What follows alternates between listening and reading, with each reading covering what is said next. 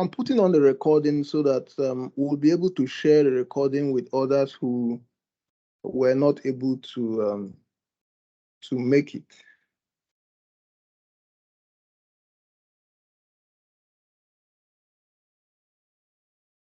And then I think I need to find a way to stop the transcription. Okay, now I've stopped the transcription, but the recording is on. So starting from the basics, critical thinking is an activity, a mental activity that is targeted at improving the conditions of life. Tertiary education is aimed at loading you with information that you need to, to ply your way through one profession or the other. But along the way, it has been discovered that the theoretical knowledge you acquire in tertiary education only teaches you what to do in particular professions, but it doesn't teach you a whole lot of other things you need to know about manipulating your way through life. And that is why critical thinking was organized. So critical thinking is aimed at equipping you with some mental and intellectual capabilities, some abilities, some analytical abilities to achieve a lot of things that are not tied to one profession or the other. So critical thinking is a general intellectual capacity program. It rises beyond one discipline or the other, or one occupation or the other.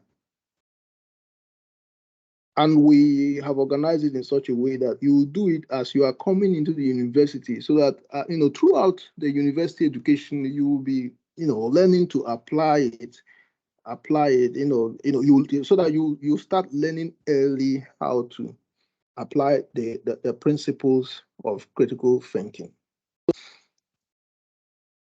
Unfortunately, quite unfortunately, the required textbook for critical thinking for this, for the course is it ran out. We ran out of copies, and when we made inquiries, we were told that it might not be possible to produce them on time before your exams, and so I think it's more reasonable to expect them in another semester. So what we'll do is that we'll use slides. I have trouble with my slides for this class, but from the next class, slides will be available. But apart from the slides, there's also another critical thinking book at the university bookshop, the Kingdom Bookshop, that is beside the BAM library. It treats the same topics, and so that one can be managed. It was actually written by those of us who are teaching the course. We wrote it because of some problems we saw with the official required text. So if you buy that one, you can still rely on that. If there are any discrepancies between that one and then the official one, well, you don't have the official one. So and then what we are teaching, then I think that can be clarified as time goes on. But I think there's just one discrepancy throughout the semester. I've forgotten which chapter it is. Just a little example somewhere.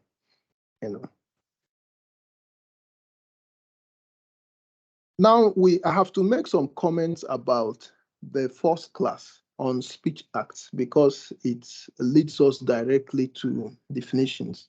Speech acts are various utterances that are performed in language and communication. Whatever we say is a speech act. And so speech acts are divided into different categories. The most basic one, is what we call the interrogatives. Interrogative is anything that ends with a question mark. So, what is your name? Where are you going? It's an interrogative. And then after interrogative, we have imperatives. Imperatives are, like instructions. When you say, please give me that pen, please open the door, go to your right, sit down, stand up, go home, come to the office, they are imperatives. And then the third category is the declaratives. We call them the declaratives, to declare. Declaratives are, statements. They are like statements. They are not like interrogatives, which are questions, and imperatives, which are instructions. They are declaratives. They are statements. They are conveying information. They are saying something. They are not asking you to do something. They are not asking you a question. They are not requesting you to do something. They are trying to let you know of something. That's why they are called declaratives. Now, when you come to declaratives, we have different forms of declaratives. We have the factual statements, the value statements, we have the definitions, and then we have arguments. So that is where definition belongs. Definition is one of the forms of declarative statements. The first one, factual statements, statements about fact. When you say this house is 10 feet tall, this house is 10 feet tall, that's a factual statement. It's a statement of fact because you can actually measure it to confirm if it is 10 feet or not. That boy is, that boy is, that boy weighs so and so kilograms. That's a factual statement. You can weigh him to confirm. Mr. Answer is at Kumasi right now. Mr. Answer is at Kumasi right now. That's a factual statement. We can confirm if he is there. So that makes it a factual statement. So factual statements are statements about fact, which can be verified. But in contrast, we have value statements. Now, value statements are not like factual statements. Value statements are statements about people's values or preferences. So an example of value statements would be, in fact, we have two categories of value statements. We have moral value statements. We have non-moral value statements. Now, the moral value statements are those that have to do with morality. That man is wicked. Oh, this man is good. This is bad. This is good. All those things you say with the phrases like good, bad, wicked, what have you, holy, corrupt, all those moral descriptions. Statements that contain them are called moral value statements. He has a good conscience. She has no conscience. He is wicked. She is benevolent. He is kind. She is generous. He is hard-hearted. She is deadly. Then you have the non-moral value statements. Now, the non-moral value statements are those value statements that are not moral in nature. We have certain moral statements we have certain value statements that are not, they are not moral, but they have to do with value.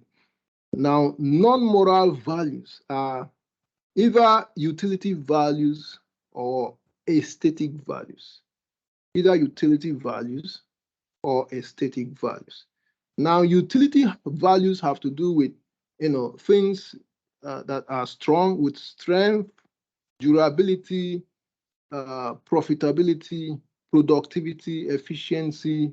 All those things are utility values. So when you say, for instance, that this man is strong, this man is strong, that's a non-moral value statement that has to do with strength, which is a utility value. Strength can get things done. That car is a strong car. That car is a durable car. That car is a reliable car. Those are non-moral value statements. He is an excellent student. Now, excellence is a non-moral value statement. She is a poor student. So poor in this case is used in a non-moral sense. Poor in terms of not being able to pass her examinations and so forth. So in summary, we have both moral and non-moral value statements. Then we have arguments. Now, as for arguments, which is the fourth category of declarative statements, we'll be treating arguments in the whole second half of the semester. So we're not going there for now, arguments. So in summary, you have four types of declarative statements. You have factual statements or statements of fact. You have value statements or value judgments. Then you have definitions, which we are looking at today, and then we have arguments, which we are going to do in a few weeks' time. Now, coming to definitions.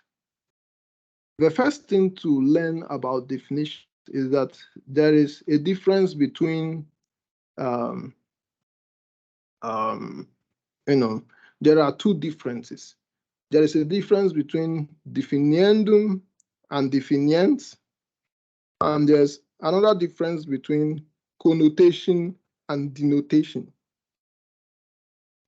Now, in the first place, a definition is a statement that provides information about the meaning of something. A definition is a statement that tells you the meaning of something. So the function of definitions is to provide you with information about meaning, to tell you the meaning of something, the meaning of a word or words.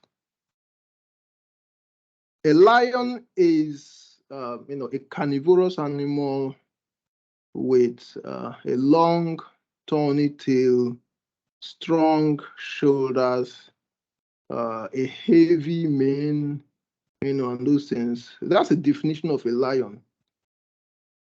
A country is a territory that is controlled by a sovereign power which determines relationships with other territories of similar designation. So that would be like the definition of a country.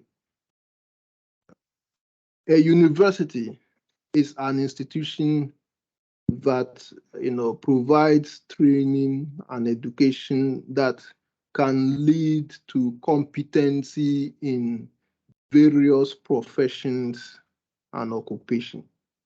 That can be one particular definition of a university, even though there could be other definitions as well. So these are definitions. A definition is a statement that provides you information about the meaning of something. And then there are two kinds of meanings. We have connotative meaning and denotative meaning. Connotative and denotative.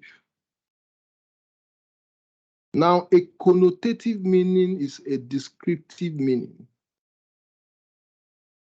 A descriptive meaning is a meaning you can write down. For instance, a country is a territory that is controlled by a sovereign authority. You can write it. So that makes it a connotative meaning. A country has a connotative meaning, a descriptive meaning, a meaning you can write down, a meaning that can appear in a dictionary. But a denotative meaning is not a description. A denotative meaning cannot be described. A denotative meaning cannot be written down. A denotative meaning can only be referred to. It can only be demonstrated or pointed at. For instance, denotative meaning is, it's like an example of something. Now, an example of a denotative meaning is the meaning of color. Now, color has no descriptive meaning. You cannot describe color. So color has no descriptive meaning. You can't say a color is, and then you write. Well, there's nothing to write about color. It can be described. For instance, red is what? Red is, how do you describe red? How do you write a sentence describing the color red? There's nothing to write. So color or red or blue don't have descriptive meaning. So they cannot appear in a dictionary. They only have denotative meaning. Denotative meaning is to point at them. Now, denotative meaning is like the example of what we're talking about. So when you see the color red somewhere, that is a denotation of color. When you see an instance of a color, red, blue, then that is an instance of color, and we call that a denotation of color. Now, so certain things have only denotative meanings, including color. So if you want to show someone the meaning of a color or what a color looks like, you can't describe it. You can only point at that color. So that's the denotation or the denotative meaning of that thing. But if that thing has a descriptive meaning, then it means that it also has a connotative meaning. So connotative meaning is descriptive. Denotative meaning is somehow demonstrative, or more like an example, an instance of what we're talking about. So you need to understand the difference between connotative and denotative meaning. Connotative meaning is descriptive. Denotative meaning cannot be described. Denotative meaning can only be pointed at. Denotative meaning is more like an instance or an example of something in the world. So with that distinction between connotative and denotative meanings, you will be able to treat the subject of definitions very well. Now, having stated those two distinctions, we have different types of definitions. We have lexical definitions. Lexical definitions are definitions you find in dictionaries. Now, lexical comes from lexicon, which is more like a dictionary. A lexicon is a collection of something, a collection of words and their meanings. That is technically a dictionary. Then we have ostensive definitions. Ostensive definitions are, they come from the French word ostendere. The French word ostendere. Ostendere means to show. So ostensive definitions, they don't have connotative meanings. So ostensive definitions are like pointing to an example of what is being described.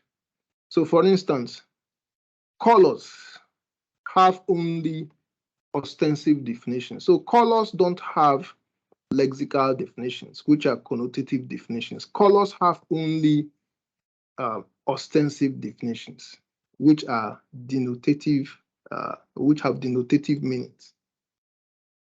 Then we have theoretical definitions.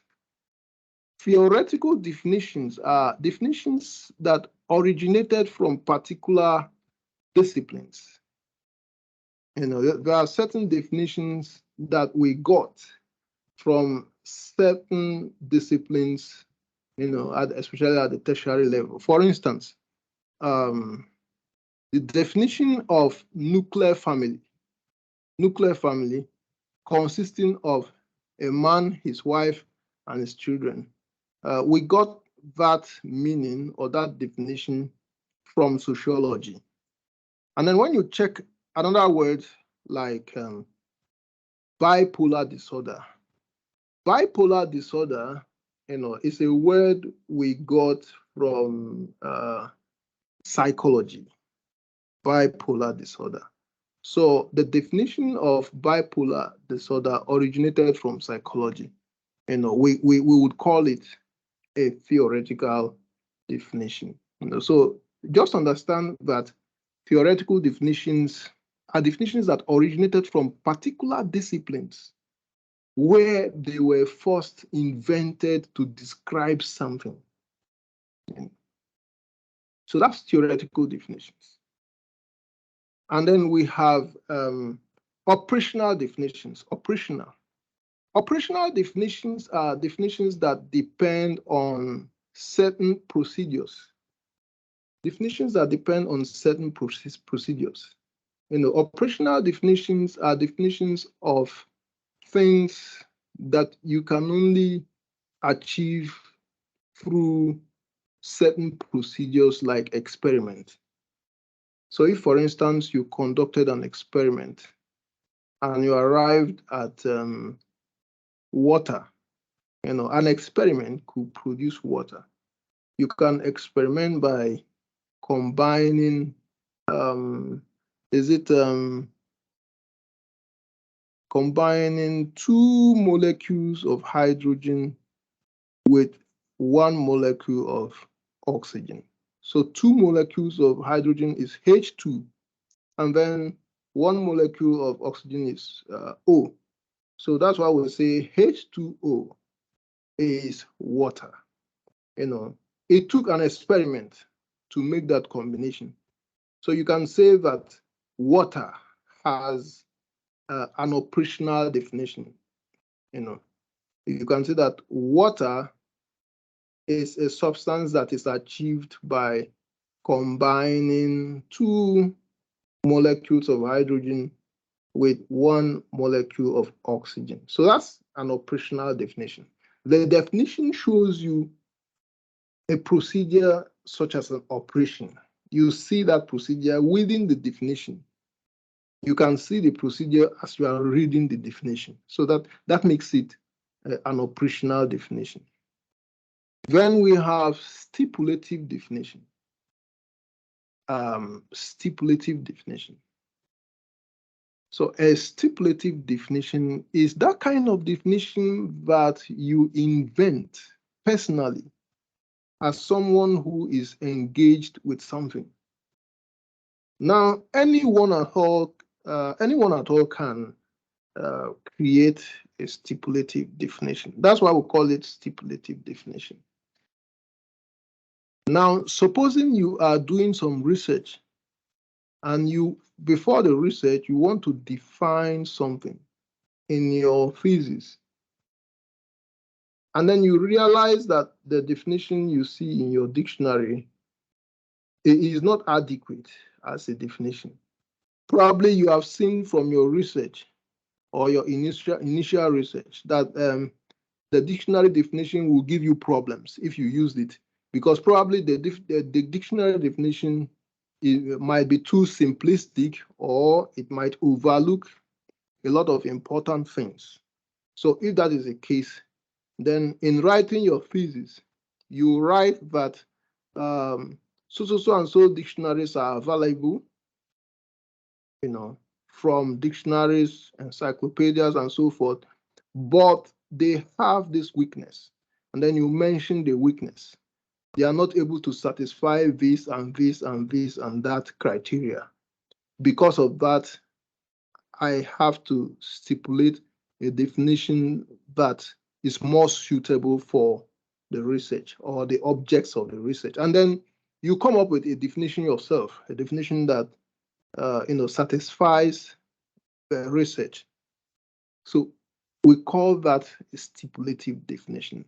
It's a stipulative definition because you created it yourself, and so everyone has the power to create definitions, but such definitions are called stipulative definitions. Then we have the essential definitions. The essential definitions. Now, essential definitions are those definitions that, they are essentially different from all other definitions. Essential definitions are different because they have, they have a high level of accuracy. Now, essential definitions are definitions that capture the necessary and sufficient conditions for what they are defining. So essential definitions are definitions that say exactly what the object of definition is. And what they say about the definition cannot be gotten wrong in any situation. So we call them essential definitions because of their high level of accuracy. Now, essential definitions are found mostly in mathematics. For instance, when you say that a prime number is any number divisible by only itself and 1. A prime number is a number that is divisible by only itself and 1. That is, an essential definition because the definition can never go wrong. Whenever you cross-check or verify the definition, it will always be correct. A prime number is any number that can only be, divided by itself and 1. So essential definitions are different from other definitions because essential definitions have a high level of accuracy, but other definitions don't have that high level of accuracy.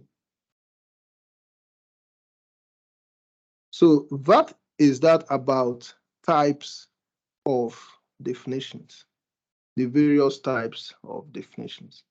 We talked about lexical definitions. We also talked about ostensive definitions, that is, definitions by performance or by demonstration.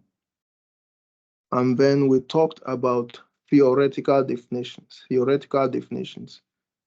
words whose meanings originated from certain particular academic disciplines, theoretical definitions. We also talked about operational definitions, and we were saying that operational definitions are definitions that show some sort of procedure or experiment leading to a result, and the result is usually what is being defined.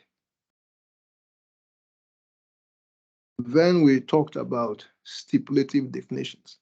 Stipulative definitions are definitions of words, that are made by anyone who is in a situation where he needs to fashion a definition that is appropriate for what he wants to do at a particular time. And so stipulative definitions can be made by anyone, provided he or she states the circumstances that led to the need for such a stipulative definition. And then after stipulative, what else did we discuss, or what next did we discuss? We discussed essential definitions, and we're saying that essential definitions are a special class of definitions that provide, a high level of accuracy about the meaning of what they are defining. We gave an example. We said that essential definitions are found mostly in mathematics, which is why their accuracy is usually something like 100%, So a prime number is any number divisible by only itself and 1. That definition will never go wrong, and then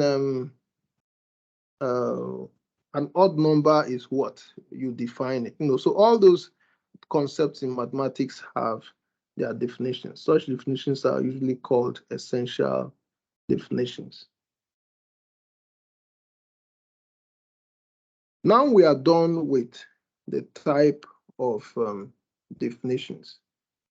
Let us look at problems with definitions. Now, definitions have their own problems.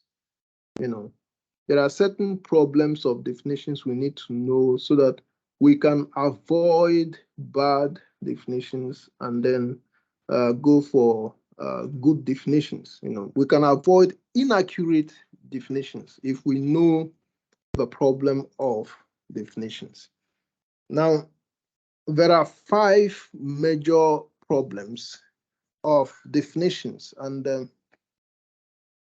I'm looking at some of them in that critical thinking book there in the bookshop, because it's the same thing with the required text.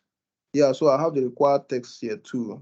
So the first major problem with definitions is that a definition could be too broad. A definition could be too broad. Now, a definition is too broad if it goes beyond what is needed to define what is being defined. Now, there's a distinction that we have not yet discussed.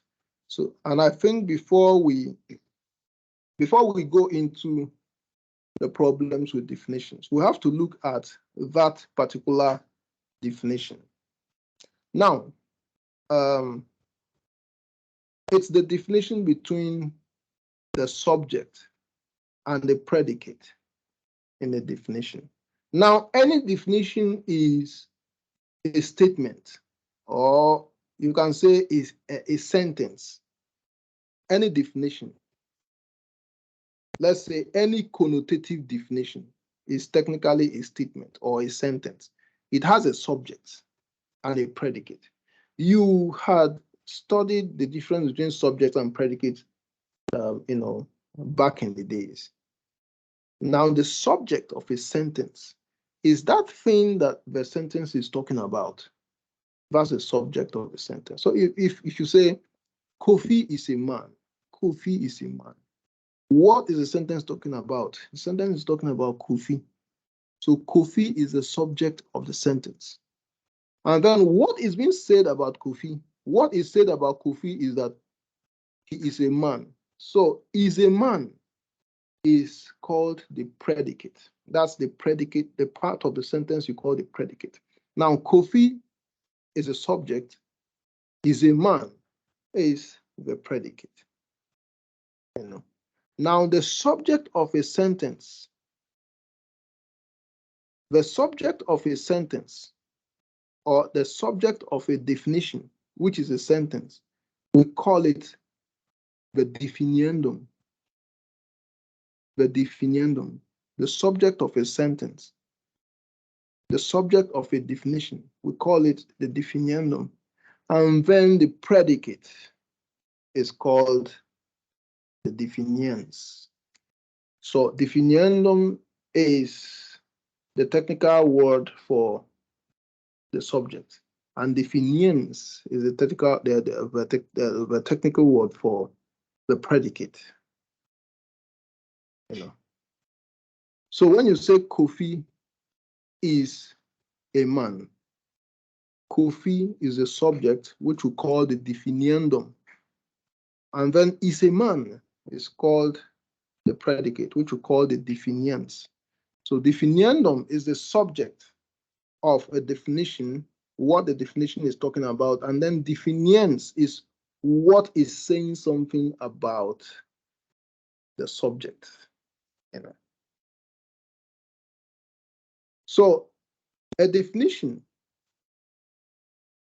defines its definiendum with its definiens. So the definiens provides information to define the definiendum. Now, when we come to problems with definitions, the roles of the definiendum and definiens becomes very clear.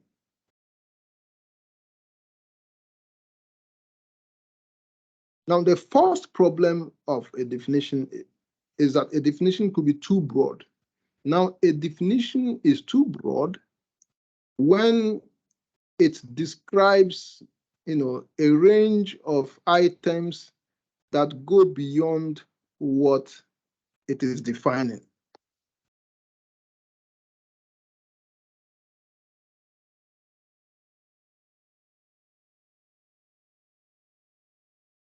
Now, when you define a bird, or let's say when you define a human being as any animal that has two legs, if you define a human being as any animal that has two legs, you can say it is a definition that is too broad, because there are other animals apart from human beings that have two legs. So if you say that human beings are any animals with two legs, then it means that you are including all the other animals with two legs as part of human beings, which is not correct. So we say the definition is too broad because you are defining other items that are not included in the definiendum. Now, the definiendum is human beings. So you should be defining only human beings. What is the definition of human beings that makes them stand out as human beings, rather than lumping them together with some other animals? So a definition is too broad when it describes a range of items or qualities that do not belong to the definiendum, that belongs to other things outside the definiendum. So that definition is too broad. Now, a definition is too narrow when you provide, information that is not adequate, to define all the characteristics in the definiendum.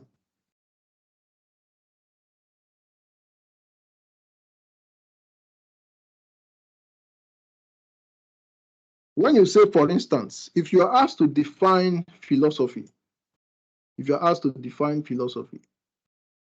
and you say that philosophy is the study of the works of Plato. Philosophy is the study of the works of Plato. Now, the question is, how good is that definition of philosophy?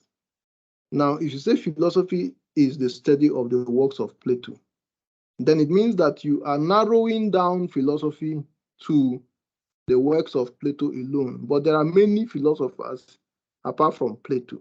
So when you say philosophy is the study of the works of Plato, you are providing a definition that is too narrow. So it is too narrow because philosophy cannot be narrowed to Plato alone. There are millions of philosophers all over the world. In fact, in a sense, everyone is a philosopher, but then we have professional philosophers. So if you provide a definition of something that narrows that thing down to a subordinate thing, then such a definition is too narrow.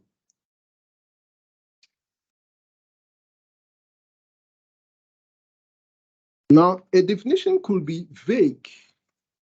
We have vague definitions.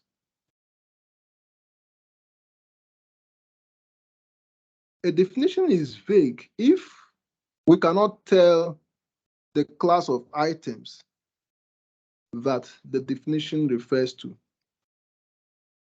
A definition is vague if we cannot tell the class of items that the definition refers to. For instance, if you say that democracy is freedom for all, democracy is defined as freedom for all. Now, that definition contains a vague word. Such a definition contains a vague word. Democracy is freedom for all. Now, the problem with that definition is all. Who do you mean by all? Is it all human beings, or all animals, all birds, all fishes, all crocodiles, all the creatures in the world? That's what you mean. That's what you could mean by all. If by all you mean all human beings, then you have to rephrase that definition to reflect it. You can say democracy is freedom for all human beings. Democracy is freedom for all human beings. That makes it clearer compared to the last definition that treats democracy as freedom for all.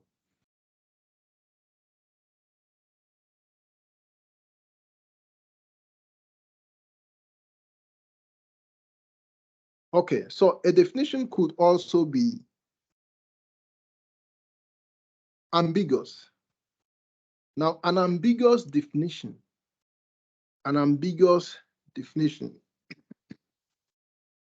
is a definition that provides a word that can have more than one meaning.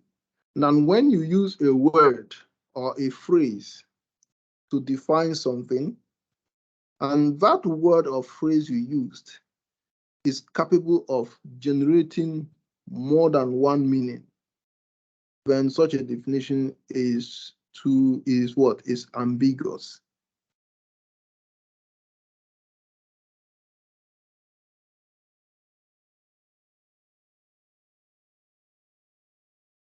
Now, when you say faith is true belief, faith is true belief. Now, true belief, when you hear the word true belief, you're not really sure what it refers to. Could there be beliefs that are true? That's one. And then when we talk about true beliefs, do we mean beliefs that are morally praiseworthy? Are we talking about morally praiseworthy beliefs? Or are we talking about beliefs that are objectively true? So all those meanings, all those images could be playing in your mind when you see the definition of faith as true belief. Now, so whenever there's a definition that generates more than one possible meaning of something, when there is a definition that is capable of generating several meanings of something, or at least more than one meaning of something, that definition is ambiguous. And so faith as true belief is ambiguous because it gives you a little level of confusion as to what true belief means. And then you'll be contending with one meaning or the other.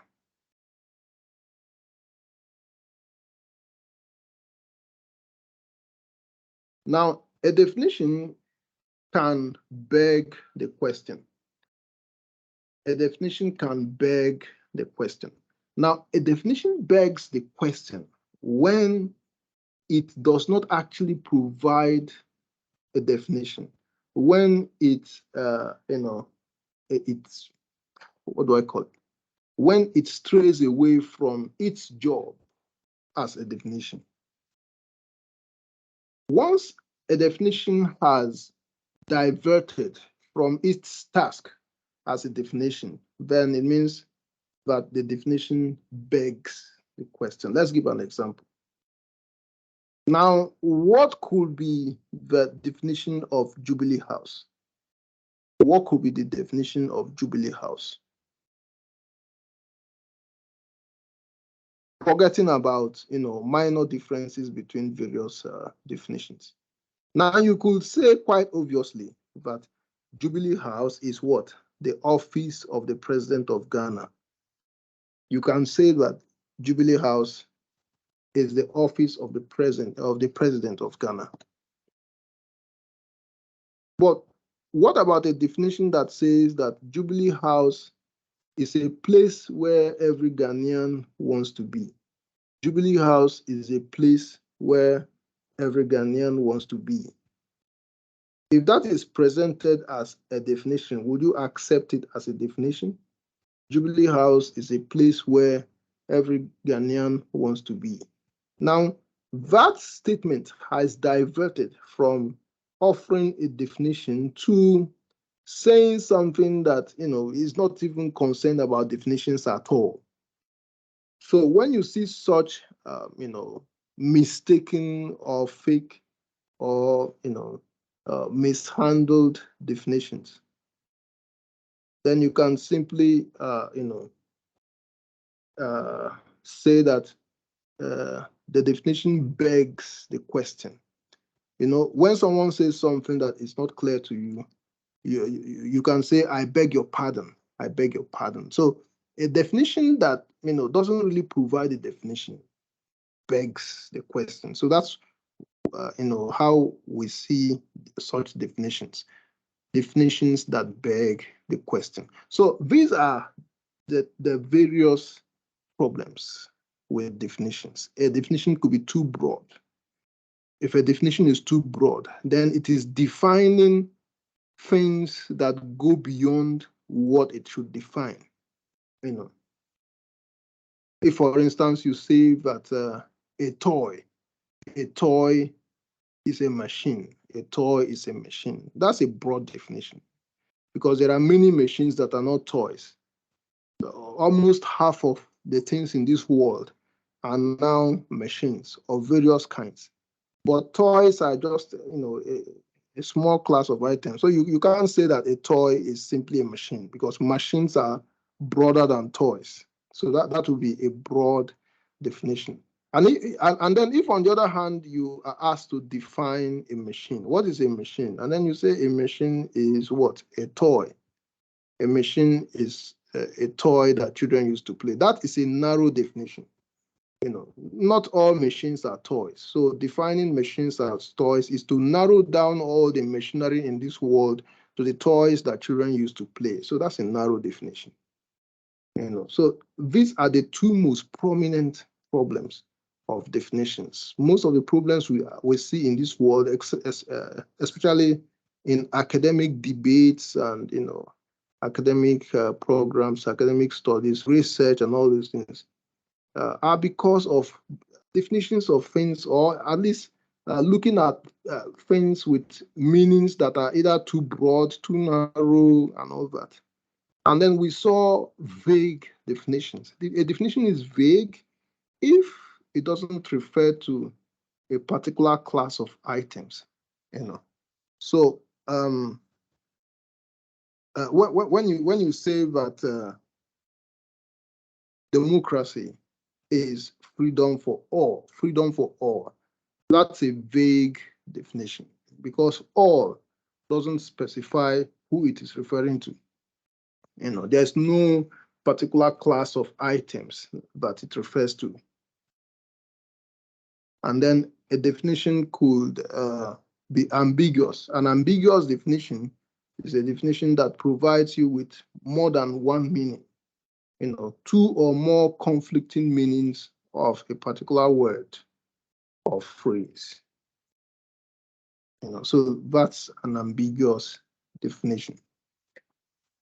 And then a definition that begs the question is a definition that, strays away from the actual task of a definition. So instead of defining Jubilee House as the office of the President of Ghana, you define Jubilee House as a house where every Ghanaian wants to stay. You have strayed away from the job of providing a definition. So in that case, we will say that your definition of Jubilee House begs the question. It begs the question at the level of definitions.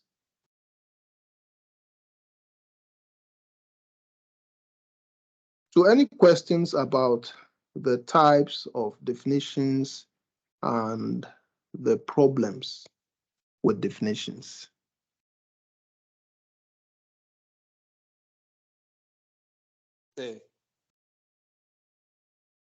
Yes, so Yes, go ahead. So they want to find out what the secular definitions also are. I last week's session, I was talking about something on Yeah, secular. secular definition. Yeah, secular definitions. Yeah, so secular definitions are so you hold on. Let me mute everyone so that I can respond to that. So secular definitions are definitions that repeat the definiendum as the definiens.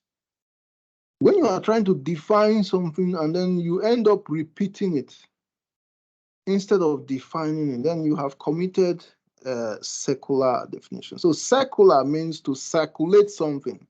You repeat the definiendum as the definiens. For example, morality. Morality is defined as doing what is morally right.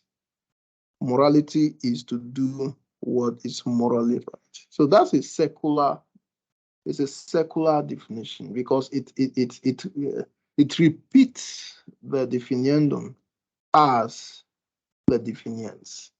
So that's a typical example. Secular. That's why we call it secular. You end up circulating what you are supposed to define. So any other question? Please, with that, when you say that the secular definitions, they also sound like they're also like begging questions. Yeah, secular definitions somehow.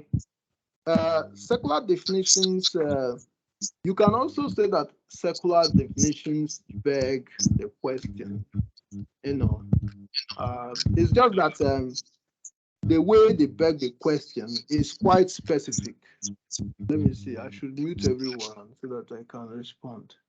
Yeah, so secular definitions also beg the question, but they are begging the question in a specific way that you can describe as what? Secularism, being secular. But other instances of begging the question take other forms, most of which we have not yet found a name for. But then there is a name for, circulating the definiendum as the definiens. So we call that secular definition. So they beg the question actually, but we have also put them in a category of their own because we have been able to specify and then name that type of error. So any other questions?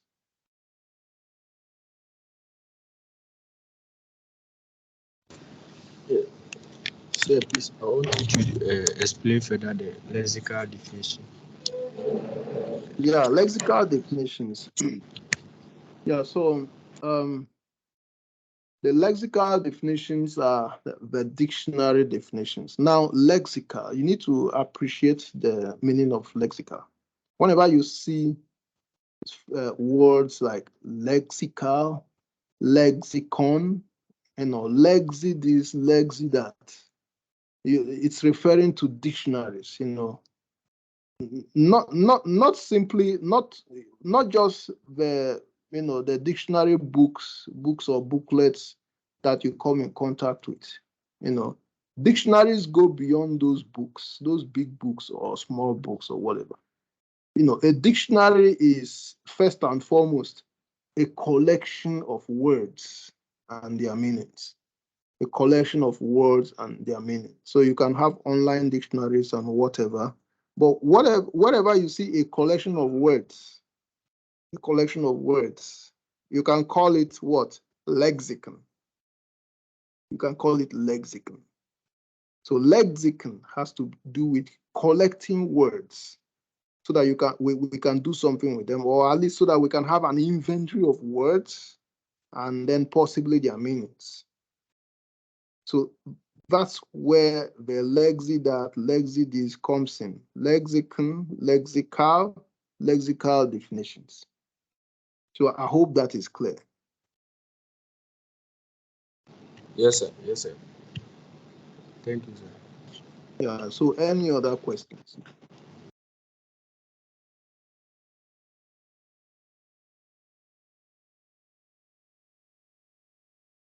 So if there are no other questions, okay, so there's a question here. We have Kenneth and Jane. Now, Jane, I think you're about to say something.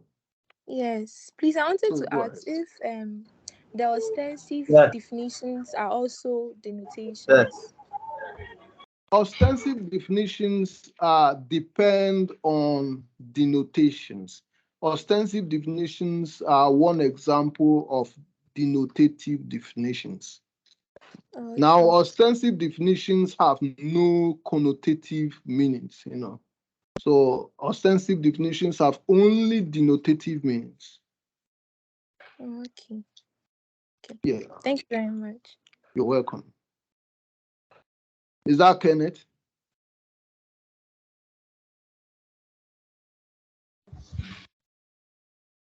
Sir. Yeah, go ahead, Kenneth.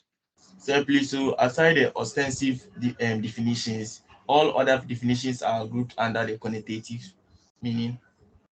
Yeah, all other definitions are connotative. As long as you can write down all other definitions, then they are technically all connotative definitions. Yes, sir. Sure, thank you. Yeah, definitions that have definiendum and definiens. Once a definition has a definiendum and then has a definiens, especially if it has a definiens, because definiens is what does the defining. Definiens is what does the description of the definiendum.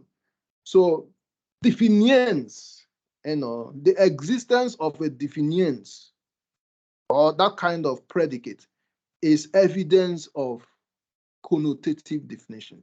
If definiens is not possible, then it must be an ostensive definition.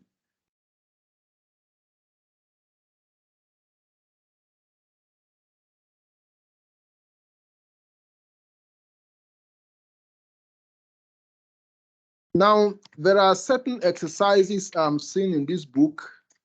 The title of the book is Understanding and Applying Critical Thinking. And it offers about 100 questions, up to 100 questions to be answered that are supposed to test your knowledge and ability to manipulate your knowledge of the types of definitions and especially the problems with definitions. So you can do those exercises to achieve a more vigorous or rigorous ability to to manipulate your way in dealing with issues that have the problems of definitions. Let me see. Determine the types of definitions below in the following passages. You have 5 questions there. Diagnose the problems with the following definitions. You have 5 questions there. Just a few more minutes. Let me see this. Exercise 5.4, multiple choice questions about about 30 multiple choice questions. And so there are some exercises there that you can do. So if you are not able to lay your hands on the required text, so you can check the other one as well. The problem, the problem we had when we were told that the official textbook is not available is that critical thinking as a course it's like mathematics. It depends on exercises. If you are not exercising, you will forget. And as time goes on, the course is going to get, some let me say, more mathematical, more mathematical in nature, more calculative. It's critical thinking, so it's going to be quite critical. You need to be doing exercises after each class. You go to the relevant topic, go to the exercises. You can brace through the lessons, the topics, what we discussed, and then quickly go to the exercises, do the exercises. Once you've done the exercises, then you shelve it. You shelve that topic, knowing that you are somehow ready for the exams. When it's time for the exams, you bring out that particular topic again, run through the subtopics, and then go quickly to the exercises again, do the exercises. Once you've done them, I can assure you that you have an A in both your IA and exam. So the importance of exercises is quite critical, and that is why there were issues when we received the news that you will not be having the official textbook this semester. That textbook contains a few exercises for each topic. So if you are not able to get that textbook, then you can go for any other one on campus at the bookshop, and then go to the exercises there. Thankfully, those ones have much more exercises. So for our next class, we will be discussing types of discourse. Types of discourse. There are various types of discourse. We have narratives, we have instructional passages, we have arguments, and then we have rhetorical polemic. Whenever you see a passage, it is a particular type of passage. Whenever you're reading, just open any book at all. When you open a book, you will see a passage. What type of passage is it? Is it a narrative, like a story? Or is it an instructional passage, like a book that instructs you? Those motivational books that teach you one thing or the other. Those are, those are instructional manuals. Or is it an argument? For instance, you see a journal article arguing about something and then demonstrating the reasons or trying to prove the argument. So that's an argument, an argumentative passage. Or is it a rhetorical polemic? You see some hot columns in newspapers, expressing serious feelings about an issue of national concern, or an issue that is worrying everyone. So someone can write a rhetorical polemic attacking that issue, So these are types of passages. That's what we're going to do next week. But until that time,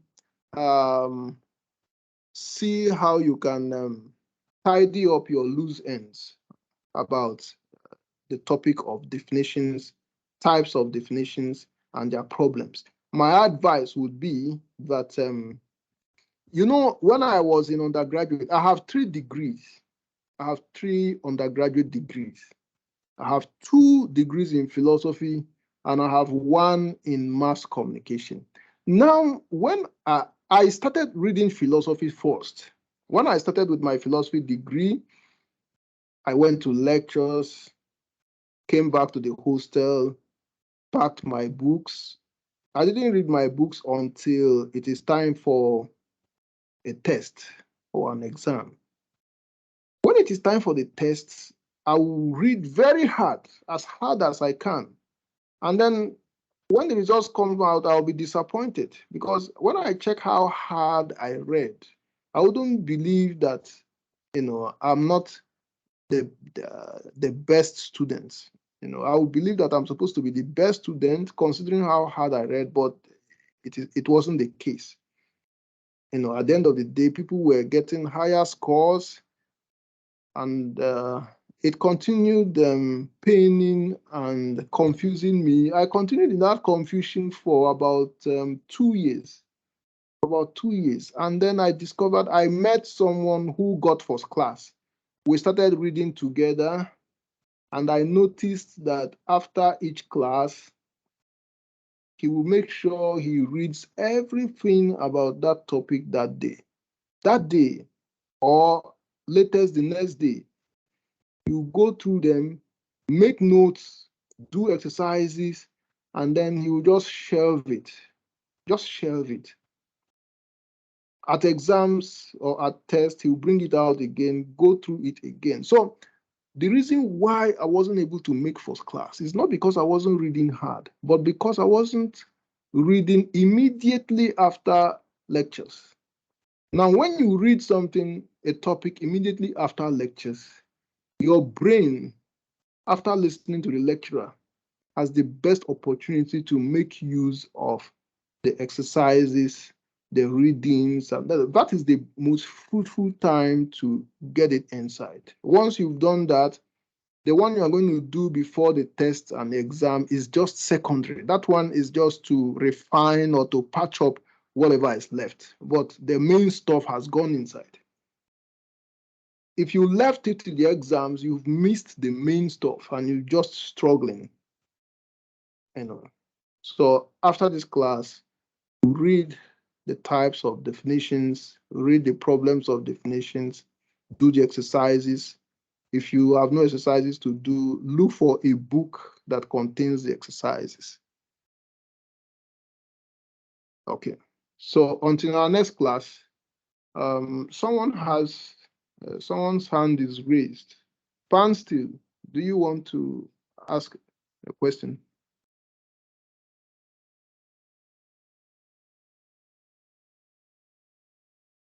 Agri Panstil, your hand is raised.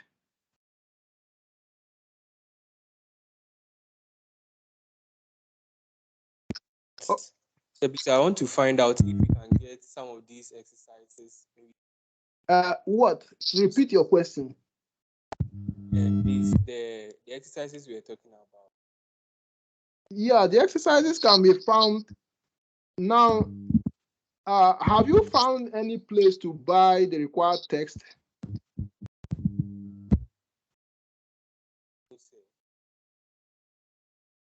Have you gotten the required text anywhere apart from the dean's office or the department? Now, I know the required text is usually sold at the dean's office or the philosophy department. Now, it is not available there. Have you been able to find it anywhere? No, sir. Come again. No, sir.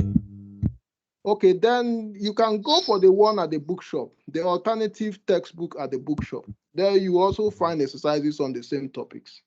I think that is the best you can do under the current circumstances. Yeah. All right. So until our next class, I wish you a very happy weekend and a very productive day.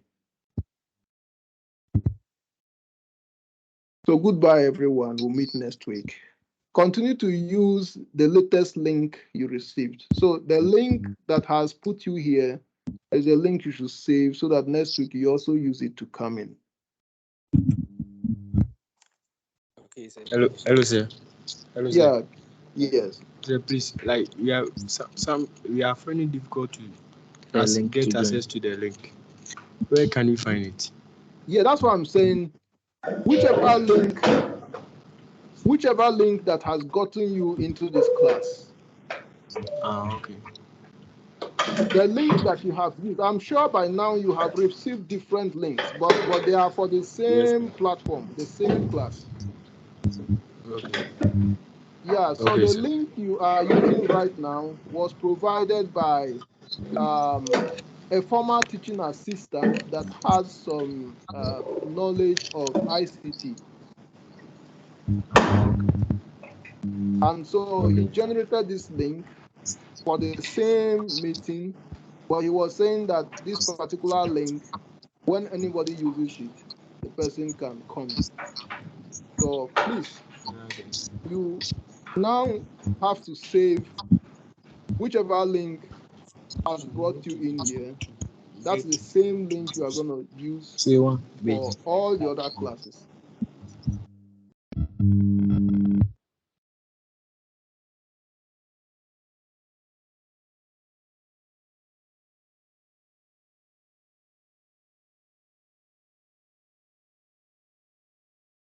So do we have any other questions?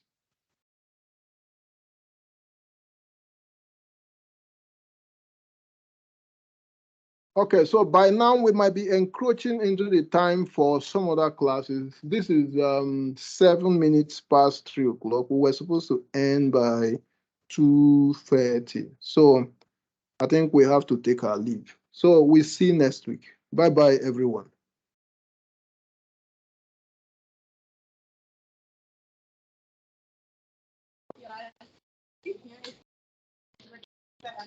Bye. Oh.